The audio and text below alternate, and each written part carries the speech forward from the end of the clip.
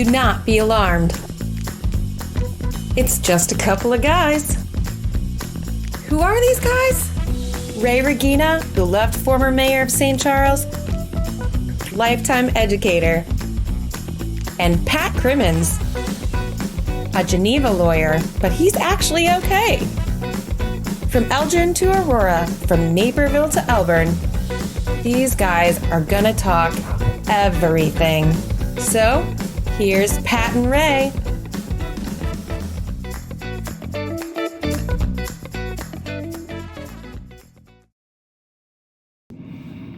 Hello, friends. Welcome to Just a Couple of Guys with your host, Pat my Crimmins. buddy, Oh. Pat Crimmins. Well, you can introduce yourself. Feel free to do so. Just Pat Crimmins. Just Pat Crimmins. And just Ray Regina. And we are at Fox Valley, Hands of Hope in Geneva. And the subject today is grief. And as I made a note to myself, I said, Pat, grief is expected. Grief is diverse in how people handle it. right. But I think in many, many cases, there's a need for assistance. Not in every case, but in many cases, a need for assistance in coping with grief. And the key, I think, is to know that and to go out and get help. And don't be the tough guy. Well said. And I think that this place here in Geneva, it's not just a few years around. It's been here for quite a while. Right. The origins go back to 1981. And this is a place where you can come for help should that experience take place. And it's going to take place for all of us. We're going to grieve because we're going to live normal lives. In the process, we're going to lose loved ones. And so today, we're going to talk to the executive director here at Fox Valley Hands of Hope, Jonathan Shively, Right. and one of our friends. I say friends, you knew her in high school, kind of, and I had her in class like I had you in class. Cindy Bravos, the director of community support, I want to get that right, and of course marketing. And they will talk to us about all things Fox Valley Hands of Hope, 200 Whitfield Drive, east side of Geneva, and we'll give you all the information. So after a small break, we're going to be back with those two, so you stay tuned. 𝐇𝐨𝐲𝐞 Booth, a leading local law firm, is located on the beautiful Fox River in downtown St. Charles. Here's Ryan 𝐇𝐨𝐲𝐞. For better or worse, there are just times people need a lawyer. Whether you are involved in a work injury, in an automobile crash, selling a home, or even planning for your estate after your passing, we're here. We're local. We're part of the community. For more information, visit 𝐇𝐨𝐲𝐞 Booth on the web at tbfirm.com or give them a call at 630-526-4242. Well, we're back and very pleased to have with us today at Fox Valley Hands of Hope, the Executive Director, Jonathan Shively, and the Director of Community Support and Marketing, Cindy Bravos. On a personal note, at this table now I have two former students, but I'm proud of, so I'm allowed to say that. But welcome to Just a Couple of Guys. Thank you. Let's just start really quickly by talking about Hands of Hope and its history and how we've got to this point in this building. Take it away. You want to go, Cindy? I can give a little history. Please. So this beautiful building we're in was constructed in 1995. It is our building, but it was initially built as a volunteer hospice. And so it served the community and for people who were having anticipatory death. And so grief counseling was part of that anticipatory grief. And then in 2015, our board of directors shifted exclusively to grief counseling. And Jonathan, maybe you can give a little bit of history in between those two periods, the shift from being a hospice to being exclusively a grief agency. Sure, yeah. We were really proud to have been in the community now for about 45 years. We're started at the initiative of some local political leaders and some local church folks back in 1981 was when we started offering services in the hospice area. And hospice became much more popular in the 2015 and in that time, and so we kind of got squeezed out of the market. Really is kind of how I look at it, as a not-for-profit small organization. But between 2015 and then about 2022, we of course had to kind of make our way through COVID and make those transitions. But in that process, determined that we were still doing some things that didn't make a lot of sense for us. We were still showing up at cancer care centers, which is good work, supporting patients while they were getting their treatments. We were seconding our volunteers to other hospice agencies, and then we were also running our own grief support program. So in 2022, our board said, let's focus specifically on death loss support. And so in the last 3 years, that's where our mission has really taken us, and it's what's causing us to grow. And it begs the question of your staff and how big is it, and some of the specialty areas that certain staff members might be in. Yeah, we're really a volunteer organization, so the heart and soul of our program delivery is through volunteers, and we've got a network of probably close to 100 volunteers in our direct bereavement support, but also in some of our other non-supportive roles, more administrative kinds of volunteers, fundraising volunteers, and so forth. But our staff is small. There's 6 full-time and 3 part-time staff members right now. We have a clinical team, we sometimes refer them to, or a program team, that are licensed social workers, licensed clinical social workers in some cases, and they're responsible for all of the design of our programs and for overseeing the volunteers as they're conducting their activities with our participants. And then we also use, for some of our programs, some contract workers just to help us get services delivered by a trained professional. That would include our therapy and counseling and some of our school-based programs where we need somebody that's got a license to go into those schools and work with kids. And we're going to talk about how our audience can get involved as volunteers a little later on. Yeah. So let's talk about the programs, Pat. Yeah, I did want to talk about the programs, and I thought we would start off with the pathways. I guess that's spousal loss specifically. Is that right? It doesn't have to be a spouse. It can be a life partner. It's not excluded if you're not married, but someone that you've shared your life with. Friend. Not so much a friend. It's a little bit more, All right. a little bit more intimate than that. That's probably one of our most popular groups. It seems to be the most recurrent of our programs. Several of our programs are 6-week programs. Some of them are drop-in programs, and some of them are just once-a-year programs. So for Pathways, it is a gathering of people who come to the first meeting and introduce themselves. We typically ask that if you can't be at the first session especially, to wait until the next session begins, because that first time when you're sharing your story, you're very vulnerable when you're talking about your person's loss. And so to kind of establish that foundation at that first meeting. Crossroads. Well, let's go back if we could. Okay, what sure. kind of meeting is this when you talk about it? Is it limited to a number of people, only 6, max 6, or how does that work? We typically don't have a cap. If a group gets to 10, it's too big, and we have had programs where what we've done is set up a second section. So because we have the space to run 2 programs concurrently, there might be a Pathways section going on in this room that we're in, the Oak Room, Right. and then at one of our secondary meeting rooms. And the meeting itself, the meeting itself is led by one of the clinicians? That's what Jonathan was referring to. Is the program is facilitated by volunteers. Oh. So typically we have a volunteer who's experienced, who's been doing this. Many of our volunteers have been with us for 10, 15, some of them even 20 years, longtime volunteers. And then there is a co-facilitator. And then there's a third person who is a learner, who's someone shadowing. Think of like a student teacher who is shadowing that group.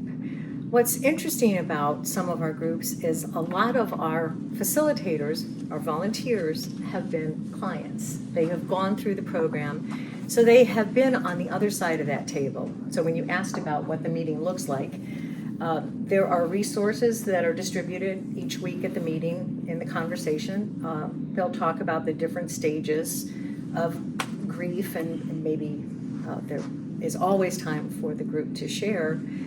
And it typically runs about an hour and a half. Most of our groups run in the evenings. So.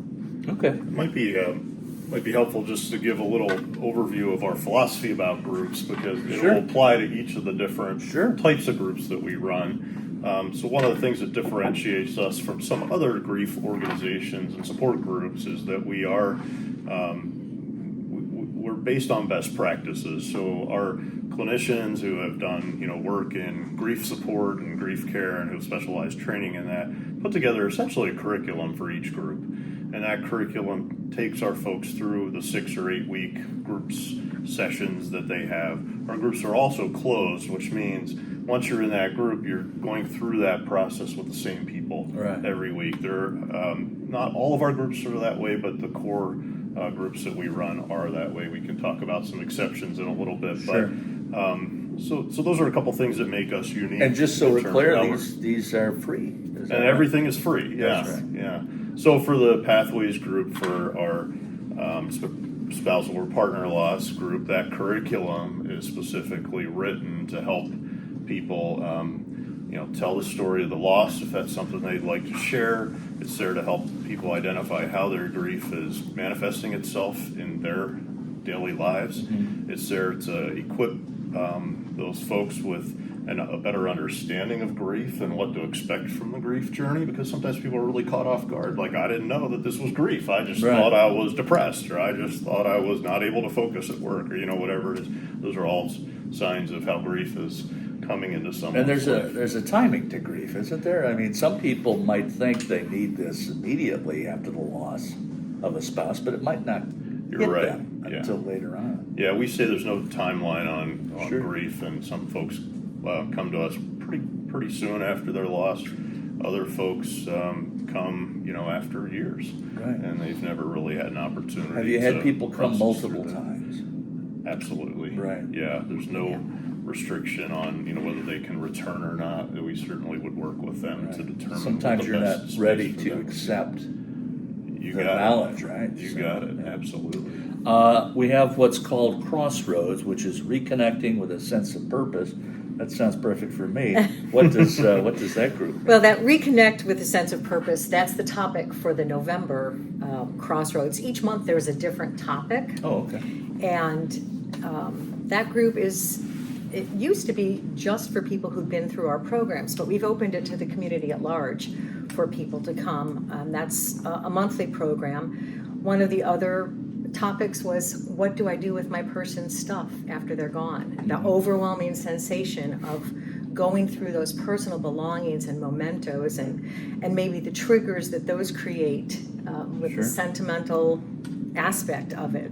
So this is one of the exceptions to our 6-week closed group. This is the monthly group, Crossroads, that Right. meets, and it is open, as Cindy said, really to anybody that would like to explore the given topic related to grief and how to And process that. we're going to talk about the website, but I assume the website would advertise the monthly Yes. Website does have topic. does have a calendar. Yes, it does have an interactive calendar so that people can see the dates, the times, and the topics, especially for Crossroads. And I think one of the things I appreciate about Crossroads is if you haven't done a group, it's kind of a good entry point to see what we do and how we do it.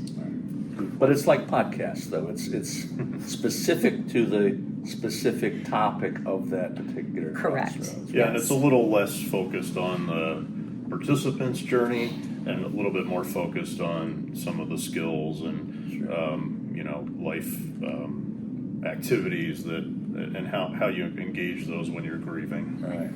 And then the last one I wanted to talk about, I think, and Ray's going to talk about some others, but life after caregiving. I think we all have dealt with that to some extent, and Exactly. I think we all know how difficult that can be. I, as a lawyer, have represented caregivers in various criminal matters.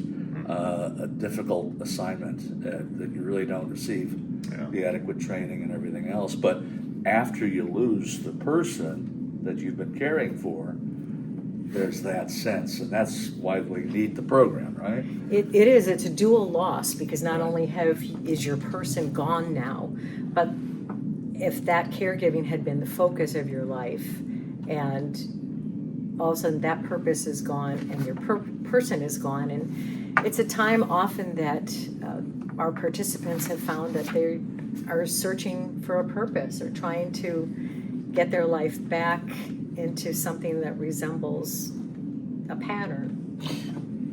Pat's question brought this up to me. He was talking about the lawyer, he did this and this.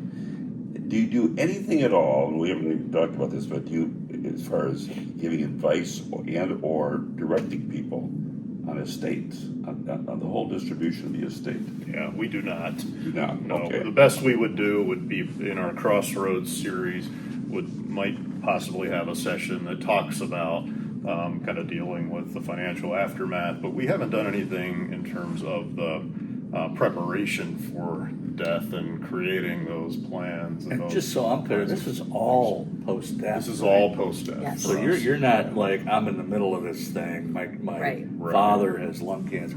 You're not in that space. We're not, because there are other resources in the community for that. You know, Living Well does a great job Right. with, especially cancer-related, illness and progression toward death. The hospice agencies are really there on the anticipatory side of loss and grief, but they're not there so much after the loss, even though they are required to provide some resources to their patients, families after that person dies. But it can be pretty perfunctory Right. by some hospices. So we're there for that time after the death.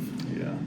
Shifting gears, Yeah. and to me, this probably is somewhat of a, I don't want to say challenge because you have professionals in here, but let's talk about dealing with the kids, or first of all, the loss of a child. Mm-hmm. First of all, we'll go with the loss of a child.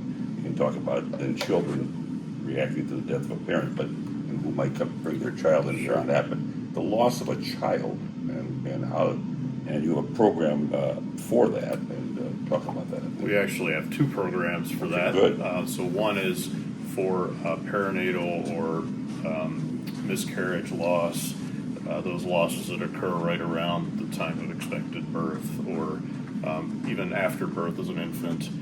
So that's a kind of a special, sensitive, tender space that we just bring people together, particularly around that loss. And then the other is a more general child loss, which can really be a loss of child at any age. I've actually had the privilege myself of being one of the facilitators for one of those groups, and we had people in that group whose child had died, in their teens and young teens, and some whose daughter had died as an adult.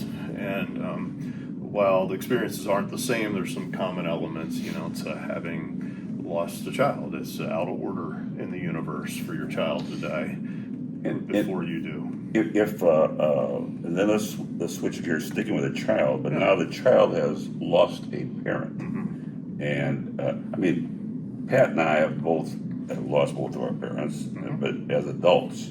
So I assume that you've had children come in here who are teen or preteen or whatever, and they've lost a parent. And how does that work? And how do you deal with that? Well, we have a variety of programs for that. We do have a director of Child and Family Services who works with the children, and our programs right now are for children ages 5 to 18.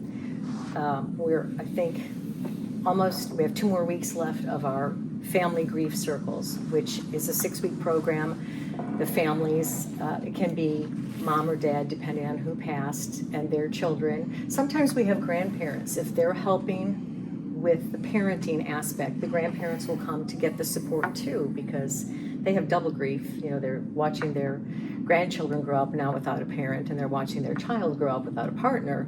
So when they come to the facility, the Grief Hope Center, they are met by a comfort dog,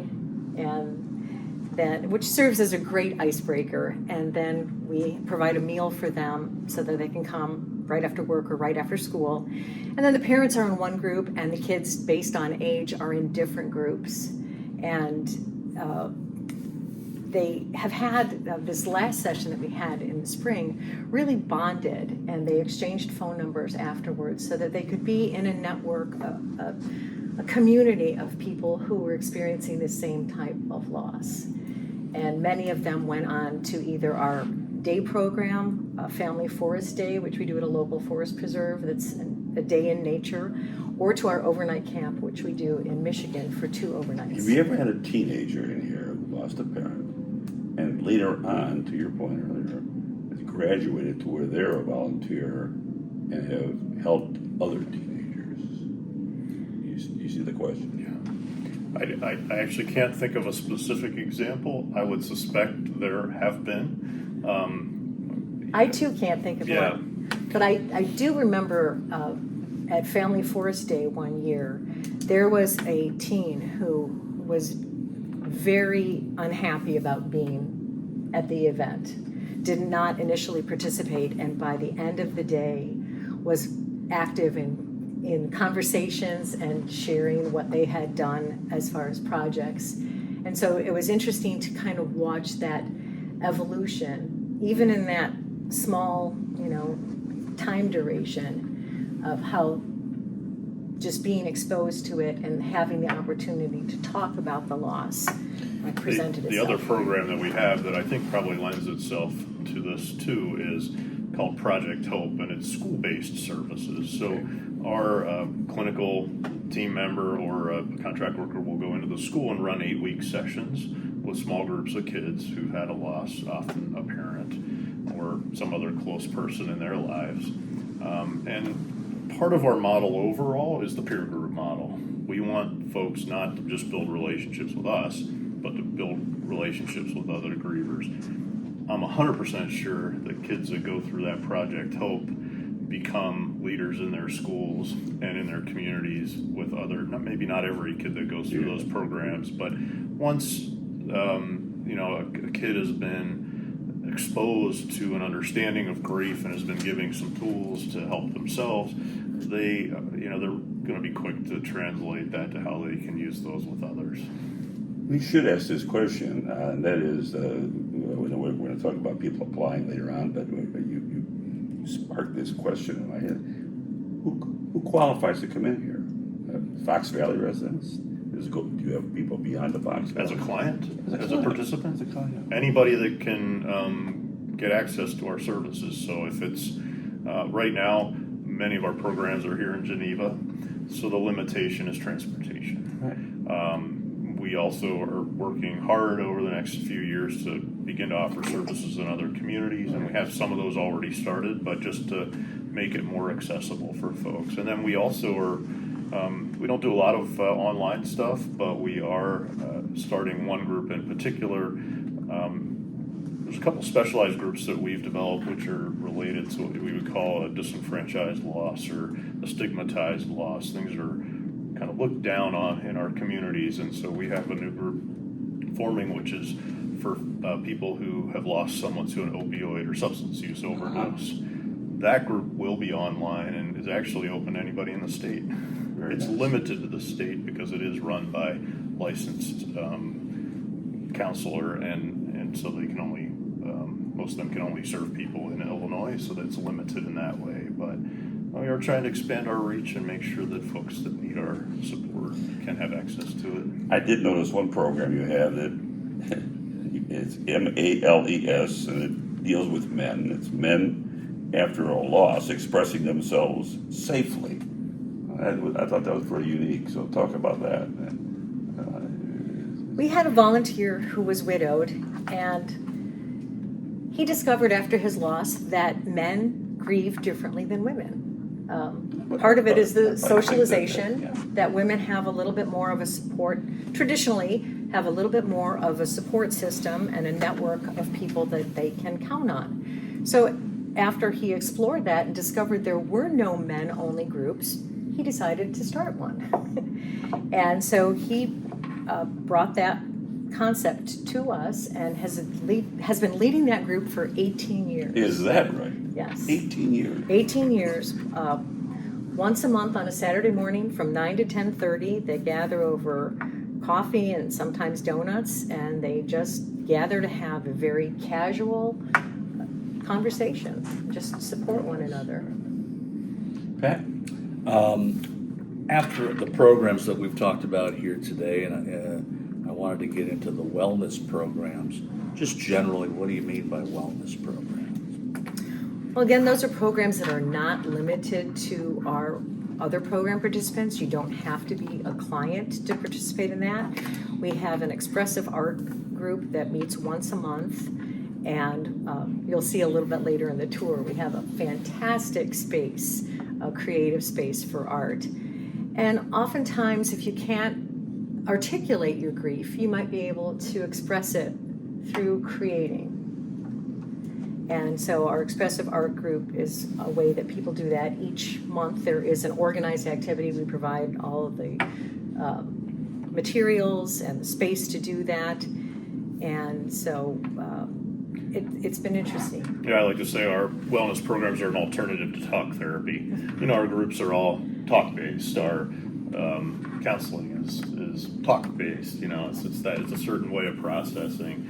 But for a lot of people, that's not maybe their preferred way of processing. So you give them some other alternatives like our expressive arts night, or like our sound healing, which is kind of a meditative practice, which allows people to come in and be drawn into a space where they can, relax and meditate and be in touch with their grief in a different way. What about writing, journaling, poetry, that kind of thing? We have actually run a writing group in the past. It's not currently running, haven't had the interest in it, but certainly an activity and those activities get built into some of our other programs. So, journaling is a real common tool that we teach folks in our support groups, something they can do at home. So that's woven in some ways. Back to the meditation for a second. Yeah. Do you have, I suppose some people know how to meditate, and they've read about it. Do you have anybody who can facilitate and direct somebody to meditate profitably? Yes, we do have a leader in that group, and I've actually participated in that one, and it utilizes the vibrational bowls. Okay.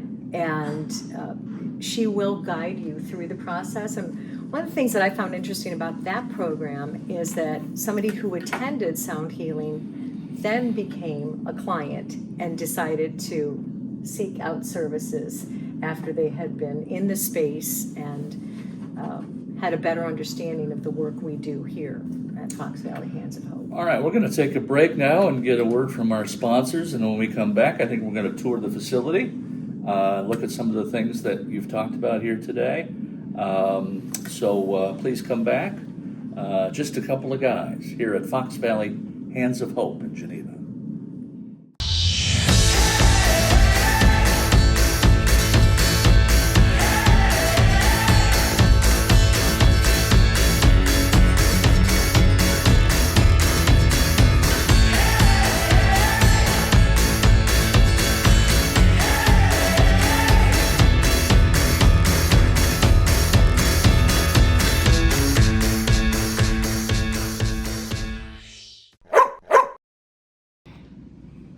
Well, this is the lobby of the Grief Hope Center, and you'll see is a spacious, very inviting area.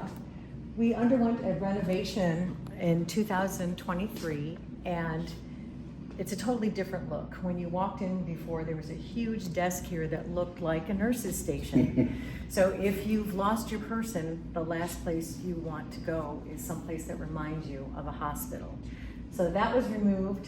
That back wall was eliminated, allowing for a beautiful line of sight through to the backyard, which is part of our property here. And In the backyard, as I've seen on the website, there'll be events back there. we haven't groups. yet, but yes, we do have groups that will go outside. And that's why there was a door here, and then you'll see in the art room there's also. But it just brightened up the whole space with the renovation. Jonathan, anything you'd like to add about this space? So our priorities in the renovation were to make it feel like home. We wanted people to walk in the front door and feel relief, and feel comfort, and feel safety. And overall, we have gotten that reaction from folks. We also wanted to be a place where our staff and volunteers wanted to come and actually work, and that also has proven to be true. So flexibility, natural lighting, inviting, these are all And people are priorities. met here, I take it, when they come for the first time. Yes. Yeah, but right now, the majority of our programming takes place here in this facility. So our groups, our individual counseling, many of our volunteers who are meeting one-on-one as grief companions with a participant will meet here. Obviously, we hold our meetings here, our staff works here, our volunteers come here to prepare for their groups and their activities. And we love to have, people come, obviously when they're grieving, but also just to come into the space because it's, might be something they need in the future, and it also is a resource for the community. And you do all the yard work, is that right? Right, I do. Actually, I have a son Oh, who good. has disabilities, who loves to do yard work, and we have spent some time in the gardens around this place. Boy, And it's a lot of fun. We've taken out some trees and bushes. It and, looks good. It looks good. But no, we use a Yep. landscaping company on a weekly basis. But just a note about that back lot too. When it was originally purchased by the hospice organization, their plans were to build a hospice house, which would have actually housed people who were in the hospice stage of their illness or their life. That never materialized, and they only were able to maintain this kind of office space and group space. We're looking forward to our future and trying to determine how we can best make use of that space out back, either by facility expansion, I was gonna putting in some add healing on. gardens and outdoor spaces that are more Or conducive to dogs. stuff. Or dogs. We'll put a dog run in. You guys should get a dog. Our neighbors, Family dog. use it for the dogs. So Well, it's- one of the things I was going to say about this space is we do have a little hospitality area, coffee and a refrigerator, and oftentimes people will come before they have their scheduled meeting time and just sit. We have a library over back here, Let's look at the library. and people can just come reflect in here. Again, as Jonathan spoke to, we have a lot of natural light, which also is an encouraging thing. Very peaceful. Jonathan, I was hoping you'd share the story of the little boy who asked if anyone lived here. Yeah, I have a great story about just being out here, over here in the meetings or the waiting space here. And I was sitting on this couch here. Actually, I was sitting on one of those chairs, I guess. But this young boy and his sister were waiting for their grandma, I think, was here with them. And this little boy, he just climbed up in my lap. And the little girl was nearby, and she said, "Do you sleep here?" And I said, "No, it's kind of hard for me to get away with it, but it is that comfortable." She said, "Well, I would love to sleep here." And this little boy, he just made himself at home, and that's exactly what we wanted, folks to feel like. And they had major losses in their lives as young kids. I think it was like 10 and 6 years old, and that's what we're here for. We're just here to provide that support. I think when you comfort. come here, you are in a very vulnerable state. So the fact that you can feel safe in this space is very important. Safe to share your story, safe to wait for your person to have their meeting. Right. You There's told us probably about a an little- art room, didn't you? I did tell you about Let's art. take a look at that. Probably a little anxiety waiting for the support, right? Yeah, exactly. Yeah, especially if it's your first time here, right? Sure. You just might not know what to expect, or you just might be a little nervous about the whole process. Sure, go right ahead. Yeah, this is the art room.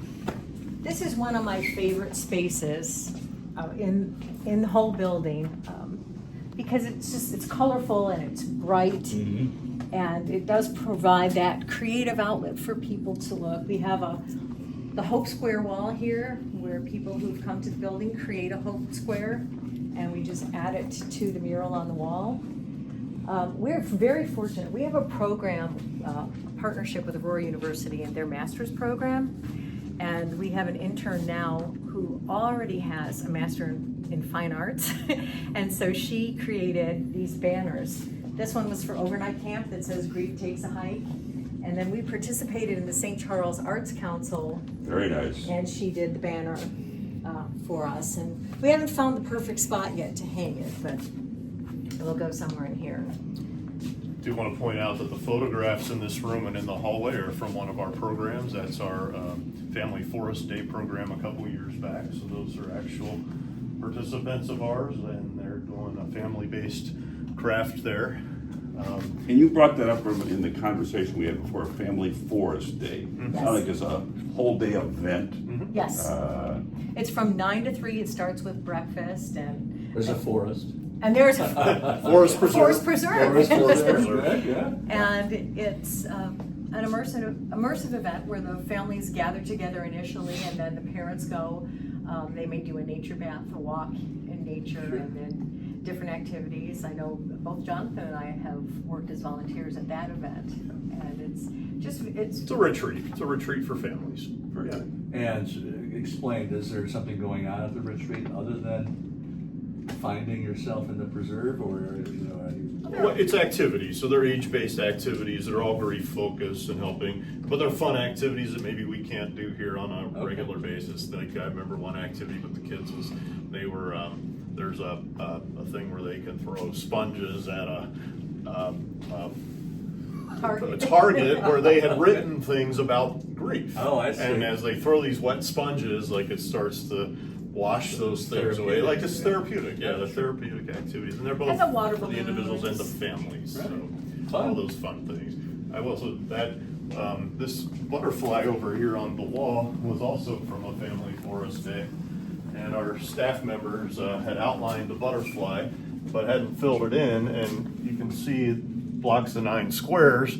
We gave each block of 9 squares to a family, and they didn't know what the final picture would be, but we asked them to color it in. And then at the end of the day's programming, kind of for a final ritual, we had them bring their squares up, and we assembled the butterfly together. So it was kind of it was a symbol of the hope that is still present even in the midst of their grief and their loss. So just always trying to build in these kinds of experiences for our participants and for families especially. All right. We'll show you some of the spaces where the one-on-one happens. So this is the Elm Room here. Looks like This is for most personal counseling. Yes, personal. And then across the hall here is the family space. You'll see this is a larger room, and it has a little bit more interactive items. And you'll notice that all our rooms are named for trees. Yes, they are. Jonathan, could you speak to that? Yeah, we went through a big, process of trying to name the rooms. We just thought it'd be nicer than referring to them as counseling 1, counseling 2. And we settled on trees, indigenous trees mostly, because trees kind of historically and mythologically have healing properties to them. And so being able to have something that represents, that connection with nature, that kind of something that is alive and something that's growing, something that's transforming, something that also experiences death and loss in its own life cycle. So Elm Room, we got over here we've got the Maple Room is another counseling room. A tree growing in Brooklyn back here. Right. This is the Aspen Room. This is our small group room. A lot of our adult group programs run in this room. You can see it's set up now for a small group. Usually about, as Cindy said earlier, maybe 6 to 10 participants in a small group, along with the 2 or 3 volunteer leaders. The cool thing about the aspen tree, if you're not aware of that, is that the aspen tree is a single organism. So a whole grove of aspen trees is one tree. And when one of those shoots of that tree die, of course, it replaces itself in that grove. There's a huge grove out west. In Colorado. Colorado, yeah. Yes, indeed, up in the We thought that mountains. was a great symbolism for a group room. And so we do that. We can go on through the Aspen Room and kind of get to our last big space here in the building.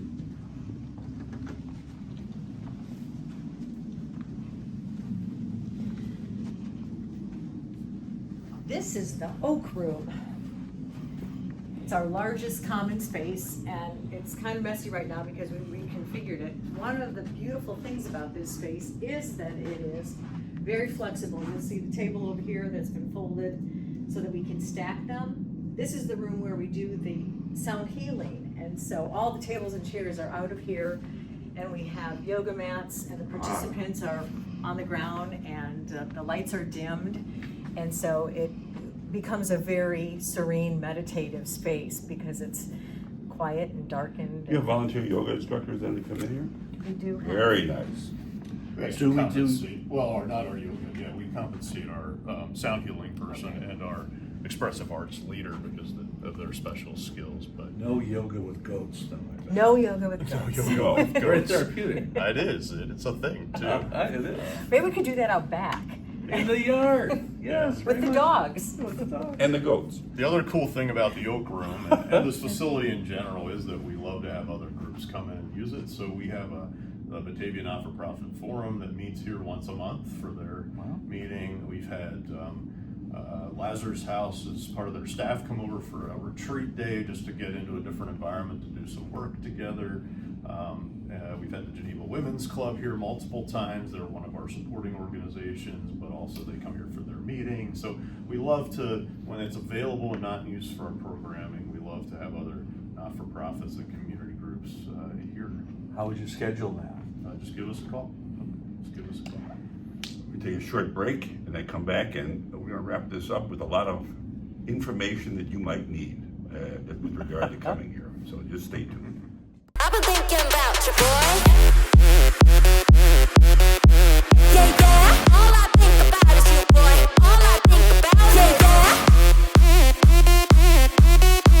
Yeah, yeah. All I think about is you, boy. All I think about, yeah, yeah. 내 맘에는 사랑 손으로 하여 우리 눈엔 완벽한 lover. 내 맘에는 사랑 손으로 하여. We're back again after that fine tour. Thank you very much for that. And we'd like to just provide the audience here now with some stuff that I think you need to know about Hands of Hope that you might be able to use for yourselves relative to grief or possibly volunteerism. We'll get to all that. Let me start by saying that we know that a part of your arm is fundraising, philanthropy, donations. You've got an event coming up November 12th tied into Culvers, South Elgin on Randall. What happens Right. there? So our some of our staff members and our volunteers will be there from 5 to 8 at the South Elgin Culvers. We will receive a portion of the sales that evening and be able to distribute information. So if you don't want to volunteer, we invite you to come eat during those hours and help Fox Valley Hands of Hope, because as a nonprofit and with services that are free of charge to all of our participants, we appreciate a good fundraiser. And on the website, and of course our crack producer, Paul Stukel, will be flashing that website on the screen for you, fvhh.net. Everything and anything about this organization you have there, including a space to donate. Can I ask this question about donation? You certainly are not opposed to somebody, as part of their estate planning, make a gift to Hands of Hope. Is that correct? Absolutely. We're open to all of the available forms of donations. We're a 501c3 and can receive donations from estates and planning through wills. We can also receive contributions from your donor advised fund that you can direct toward us, or from your own personal family's foundation. And of course, contributions out of your own resources. We're 100% funded by donations, which come from individuals and a variety of other sources. Pat asked the question earlier. There is no cost for somebody to come in here wanting the services of Hands of Hope. No cost for anything we currently provide, whether that's direct service to our clients here in this space, or whether it's in the schools, or whether it's training that we provide. You know, What do they have to do? There's some kind of application process. it's really simple. You can reach out to us in one of three ways. Give us a call at 630-232-2233. Leave a message or talk to somebody if you get a live voice. There's a form on our website that says, I need help, I'm looking for support. Just fill that out, submit it, somebody will get back to you, or you can send an email to griefsupport@fvhh.net. Once that information is received from you, one of our program team clinical members will reach out to you, and we'll have an initial conversation with you to learn a little bit more about your loss and what you're seeking in terms of support. And then based on that conversation, your involvement in our programs will evolve and emerge. And there's no predetermined starting point for services. Some people start with one-on-one counseling and move into groups, or they just do the counseling and that's all they needed. Some people go right into groups. Some people will do a group like males because it's available, pretty much right away. And then maybe once a new section of pathways, for instance, the spousal or partner loss group starts up, they might shift over to that, or they might keep doing both. They might be paired with a one-to-one grief companion, which is a volunteer who's trained to work one-on-one as a companion, not as a therapist, but as someone that's a sounding board and conversation partner. So there's lots of different avenues that folks can get involved in our programming, and the interview or the intake process is designed to help figure that out.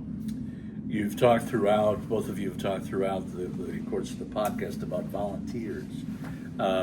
As you sit here, just to refresh us, how many volunteers would you say you have currently? Yeah, I think a fair number is we have about 40 volunteers in our bereavement work, which are the folks that are working directly with our participants, running the groups, helping with our family programming, those kinds of things.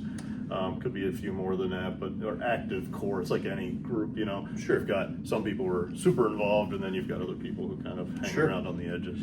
And then we use another, probably 60 to 100 volunteers for our fundraisers and for our some office administrative work, support, and people that want to come and work in the yard a little bit. We're open to that, stuff like that. So That's right. Groundskeeper. groundskeeping, whatever Handyman. it is. Handyman. I've looked at the website, it's fvhh.net, and on that website is a place where you can fill out a form if you want to be a volunteer, right? Absolutely. Yes. And so what would you be looking for generally as a volunteer?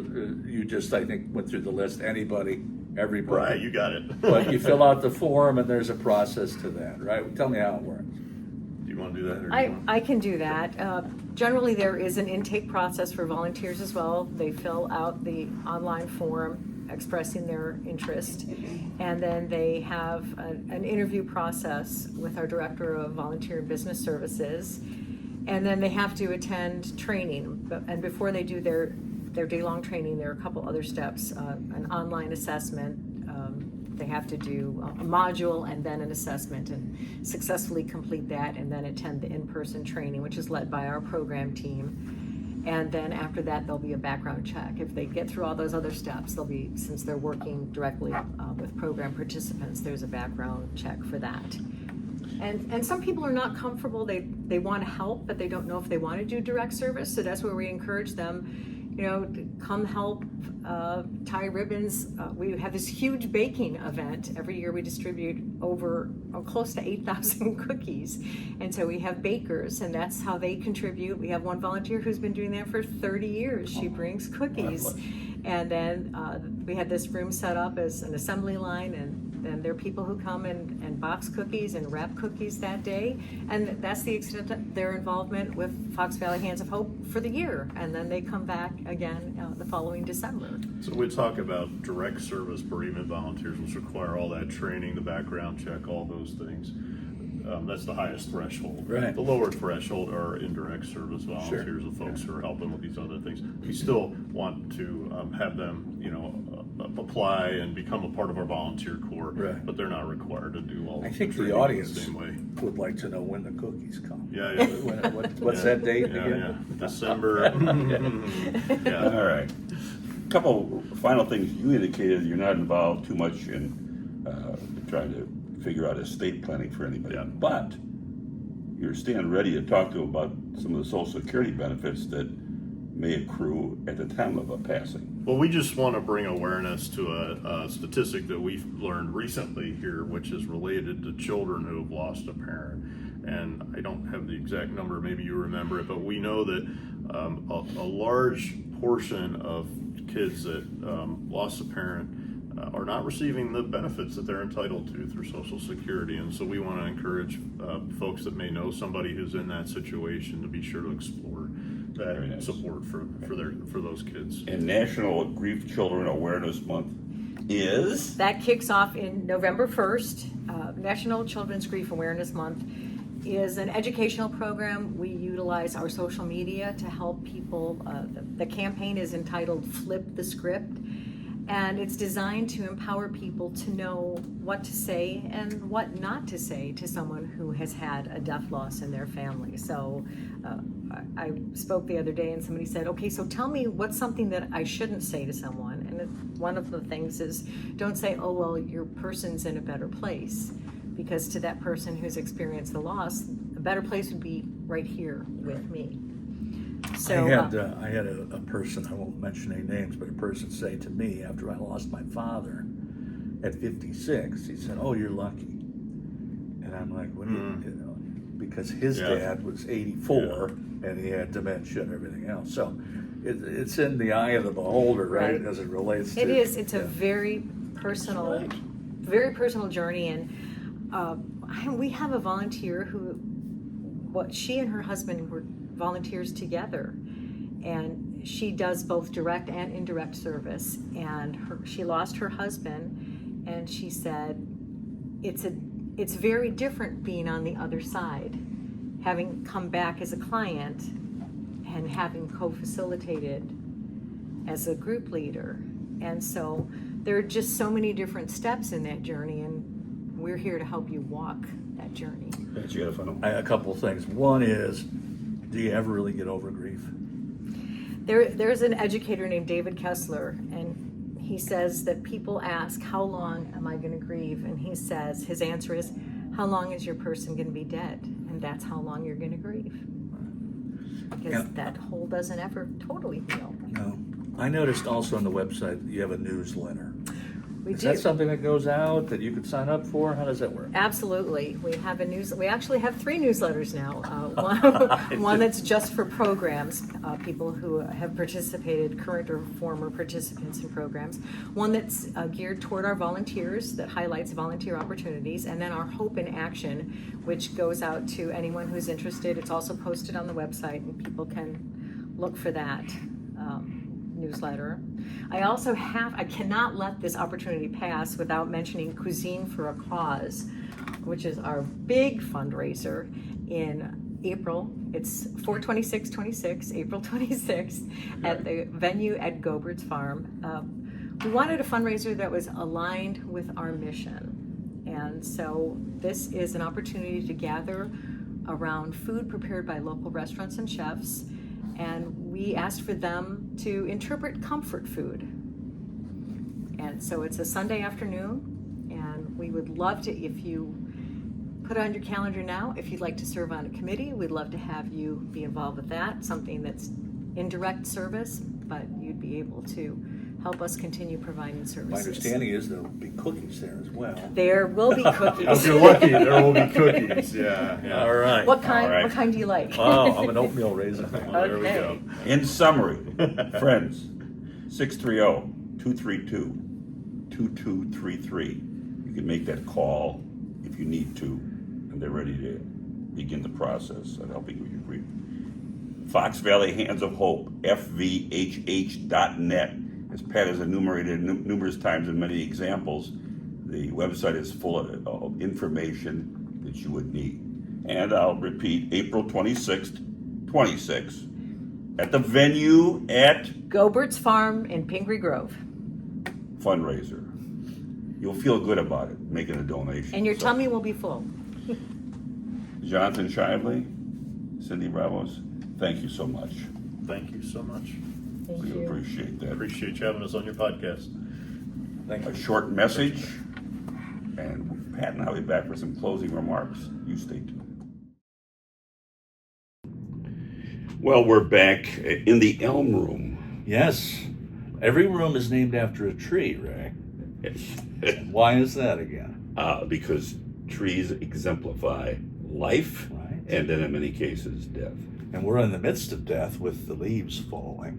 Exactly. Although I know we're going on a tangent here, but because we haven't had rain, we do not have the Color. sparkle on the Right. color that we would normally see. Western Trail is almost void of shocking color because of the lack of rain. Not to get off on a tangent, but we're going to have a lot of water because we're going to have a real bad winter.